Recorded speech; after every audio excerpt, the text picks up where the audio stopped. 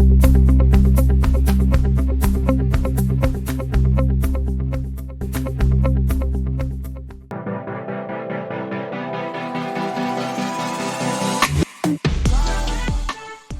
the question of if these are friends, are covenant or their first command or whatever, the reality is this. I'm a regular church goer, even though I'm not expecting the coming of Jesus Christ. But the reality is that when there is altar call for first command to come out, first timer, they came out. The pastor, Mr. Neche, even said yes, he preached to them. But what happens? The idea of coming out, people wearing clothes, doesn't change the service, it doesn't obstruct the service. It's peaceful and is allowed anywhere in the world. But we have an overzealous security officers. We have overzealous security officers in the church who invited DSS after arresting them, forcing them to delete the live streaming, and then invited the DSS. So if anybody will go to DSS to go and bring them out, it's Mr. Paul Eneche, because it's the security of his church that caused all of this crisis for him and for the church, for the body of, for the church in entirety. So we are not saying that we will exclude one and say one. No, we are saying it point blank. Those guys should be released immediately. Unconditionally. They have committed no crime. It is because of the backwardness of Nigeria and the religious mentality that makes people to think that why can't they go to Central Mosque on Friday? People wear whatever they like at any time, at any way. It shouldn't be anybody's business. And then let me give this caveat that we are determined to confront the tyranny. And on Sunday, we will not mind if these young people are not released. Go en masse. We'll go en masse to protest at the Dunamis Church as a first action. Because the reality is that after the bandit, the next kidnappers we know now in Nigeria is DSS. For crying out loud, what is the offense of these young people?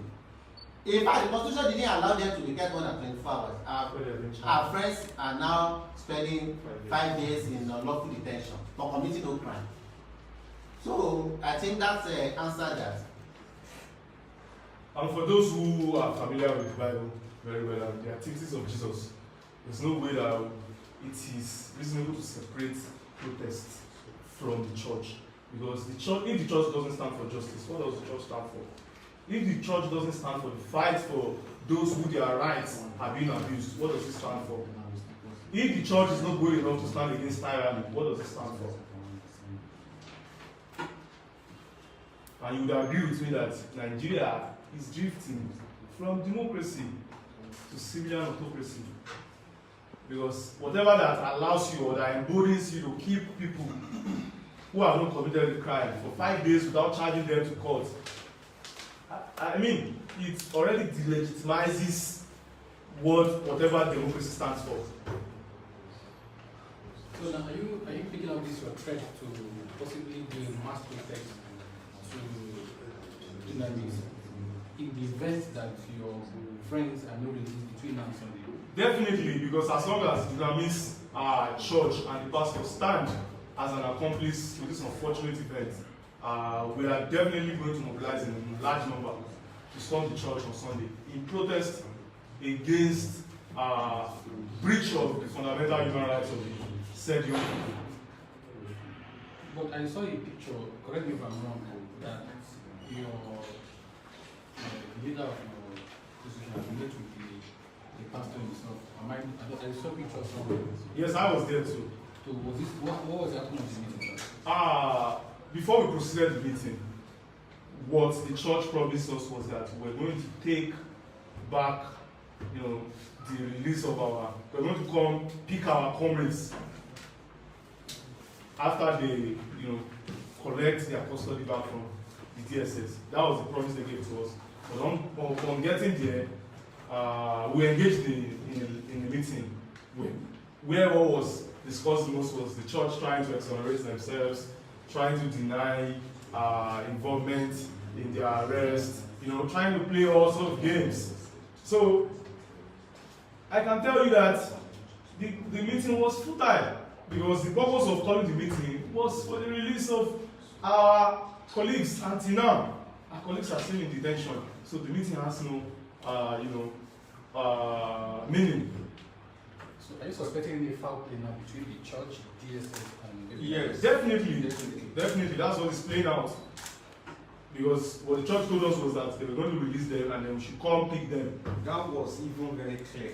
Shortly after the meeting held at the Dunamis Church, we can see the security personnel trying to harass the comrades on ground, telling them he's going to kill somebody. I think the video is online, everybody can access it. So those are the kind of things that we felt they are encouraging. And it's a pre-planned work because of it, and that's why we think that we cannot continue this. We cannot allow this to continue to go. By next Sunday, if this, that's 2 days to this time, if those comrades are not released, we're going to be at the church, Dunamis Church, to protest for ourselves and to see what, to demand the release of our comrades on Monday. But sorry, in your speech here, you said if no release within 7 days, and you are saying you are going on The nationwide strike. 2 days time. Yes. No. For the 7 days of ultimatum, is a nationwide protest pressing on the demand for the release of Nnamdi Kanu and the 13 persons who were arrested at Sunday Igboho's house, because it is to our belief that they were unlawfully arrested. Until today, just like our colleagues, they have been charged. Solidarity forever. Solidarity forever.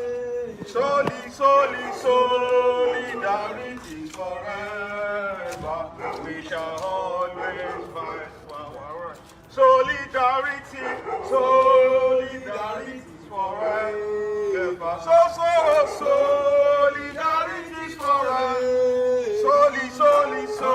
Solidarity forever.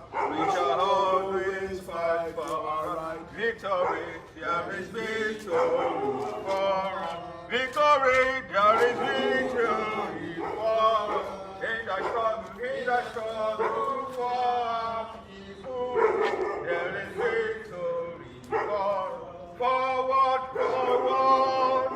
ever, backward, never.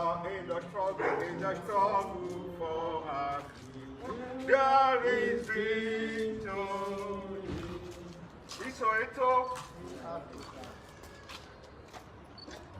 Thank you very much. Like we have said, this is just a symbolic action to show that we are not going to beg or to appeal for the release of our comrades. We have started a legal battle and we will continue it with a political action. Thank you very much.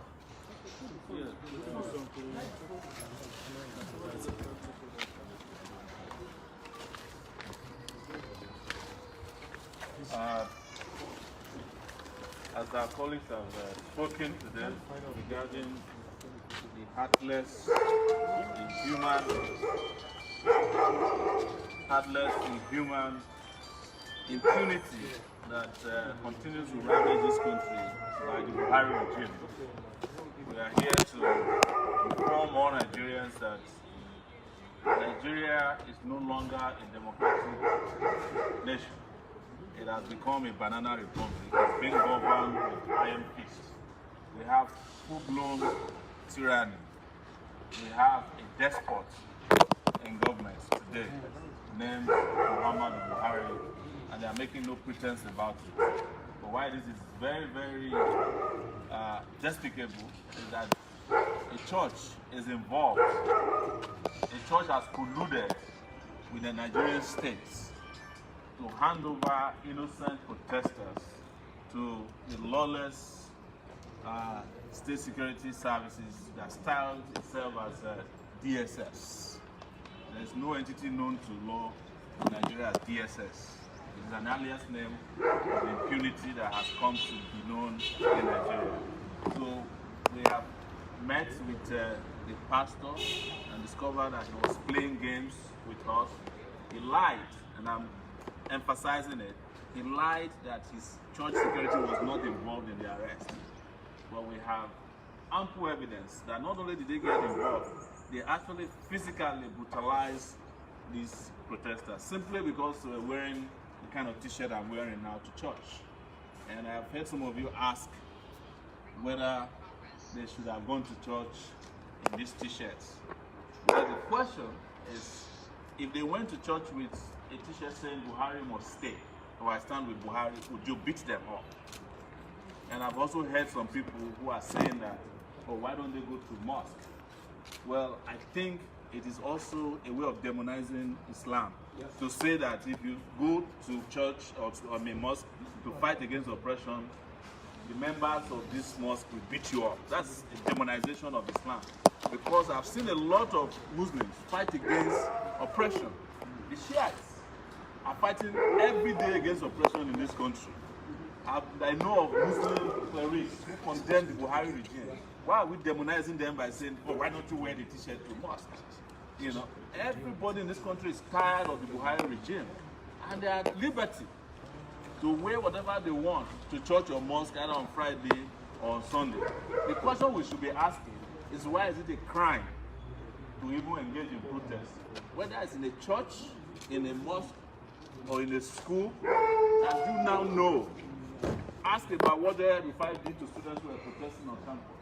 Did those ones go to church as well? They killed them because they were fighting against the increase in school fees. What did the Shiites do when they were killed? Or they are being killed on a daily basis? Because they are protesting. So we should not be asking some of these questions, but it shows that tyranny has conditioned the mind of some of our citizens to believe that it is right to do what is wrong, and when government do what is wrong, instead of condemning it, they justify it with other wrongs, either in Nigeria or elsewhere. Nigeria is the only country I know where citizens don't compare good things from other nations, but they can always find a parallel or an equivalent of wrongs being carried out by the Nigerian government from the US. But they will never bring a US highway to Nigeria. Yes, they will never bring a US hospital to Nigeria. But they are quick to justify something terrible in the US with what has become the terrible norm over here in Nigeria. So we are urging the church, since they are the ones who handed these innocent individuals over to the DSS, knowing fully well that the DSS is a lawless agency of the repressive regime of Buhari, they should go back to their friends in the DSS to take them and release them. It's as simple as that. It's as simple as that. That's our demand. That's why the church is part of the litigation that is ongoing now. It's because they carried out a heinous crime. The church should be a refuge for the oppressed. I remember when I was growing up, if your mom or your dad is pursuing you, they want to beat you, you run into the church, they wait until you get out of the church before anything else happens to you. In other countries, even during the Rwandan war, people who found solace in churches mostly had lived the war. Of course, when tyranny gets to its peak, as we are seeing now, there's no sacred place. The church should be worried that there are DSS posts all around them that are willing to pounce on innocent citizens for no reason. But if you're in doubt about the collusion of the church, when we went and met Pastor Eleche, and after he lied to us that he was not involved, while we're in front of the church, policemen carrying AK-47 came and threatened to kill us and some journalists that were there. It was witnessed by journalists. It shows that, and when we did our investigation, this same policeman was also involved in breaking somebody's nose in October of 2020 during NSAS. So the church is swimming in impunity of its own. And I know a lot of churches in Nigeria, these Pentecostal churches, who actually use security agents to harass people, including lead pastors and general overseers who have a plethora and retinue of assistants, bodyguards, who are members of these murderous security agencies in Nigeria. And they do everything to protect them and harass people from going near them. So there's something wrong with the mentality of the church. They no longer have faith in God to protect them. They are using human shields to protect themselves, and this is despicable. What I had expected the church to do finally was, when it turned out, and if it is true, as they claim, that they had no hand in it, why didn't they issue a statement, a condemnation, saying that the DSS must release these people? There's no of such communication to the public from the church. The only thing they are doing is defending this impunity and paying media houses, and a lot of people, bloggers, to claim that they had no hand in it. It shouldn't be that we are the ones planning to go to church on Sunday to protest it. The church should have relocated to the DSS headquarters on Sunday and have a service in front of the place and see if the DSS can withstand that kind of power. Because they have over 50,000 people that goes to the door. So if I was Pastor Eneche, and if I were not to be guilty and involved in this violation of rights, I will ask my church members to let us worship in front of the DSS headquarters on Sunday, and let's see who will wait. But they are not interested in that. Because why? They are not interested in getting these guys freed. I will reveal to you that when I was waiting to see him, one of his aides told me that when I get inside, I should apologize to him. I said, what? Apologize for what? And then he retreated. Because apparently that was the reason he called us to come and apologize to you for violating rights of fellow citizens. And to the question about, are they church members? Are they first-timers? Who cares? The church is a place that is open to sinners, right? Assuming they are sinners. Anybody can go to church. What if they are Muslims and they want to go and convert on that day? Is that the way to treat them? Let's even assume they are not church members. Let's even assume they went to church to protest. Is it a crime to protest? Didn't Jesus Christ himself protest within the temple, beating up people with koboko? So what is new about even taking a protest action to court? To church. Where is it in the Nigerian constitution that you can protest inside the church? Where is it even in the church own rules that you cannot live stream within the church? Because the only reason that they got upset, in my view, was the live stream that they wanted to delete. An attempt and that zealousness or overzealousness to delete the live stream videos, they did everything they can, including brutalizing these young people. So that is, as far as we know, what happened on that day. And we are calling on Dr. Eneche again, the Dunamis Church owner, to call his friends at the DSS to release these 5 persons unconditionally. Don't forget that out of these 5 persons is a guy who is visually impaired. He can't see. He's a saxophonist. Interestingly, he's actually a Christian saxophonist. He's a church choir member for several churches in Abuja and Lagos. He's well known. We pick him up, and till this moment, we don't know their whereabouts. We don't know if they are getting food. They definitely have been denied of medical care, and they've been denied of legal support because we sent a lawyer there, and they denied the lawyer access to them. What is their crime? I'm still asking. Is it that, according to what they said, what Eneche said, he said to me, that they are trying to instigate a religious crisis? What is the meaning of that? The person that is instigating a religious crisis or crisis in Nigeria is Buhari. He's the most bigoted human being that ever walked the surface of, governance in this country. He's the one causing religious crisis. He's the one causing ethnic tension in the country. He's the one killing people extrajudicially. So I just want to submit there that our position is very clear, and this impunity cannot continue. And that was extended to Nnamdi Kanu, who was kidnapped and extraordinarily renditioned into Nigeria, blindfolded and brought before a judge, and is in detention, as far as we are concerned, illegally. It involves Ezra Kizaki, who has been in detention for almost 6 years now, simply because members of his church were protesting, and they claimed they blocked the road and they touched the chest of a general. They killed over 300 of them.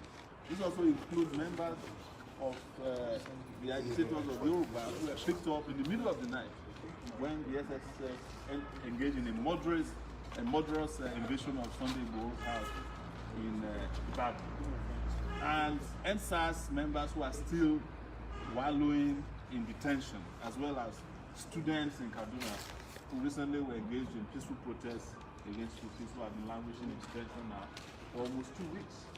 So, as you can imagine, the country has been turned into Cambodia under Pol Pot, and this is not acceptable. Thank you. Nigeria, they use computer. The leaders of Nigeria, they use radio where they turn the knob.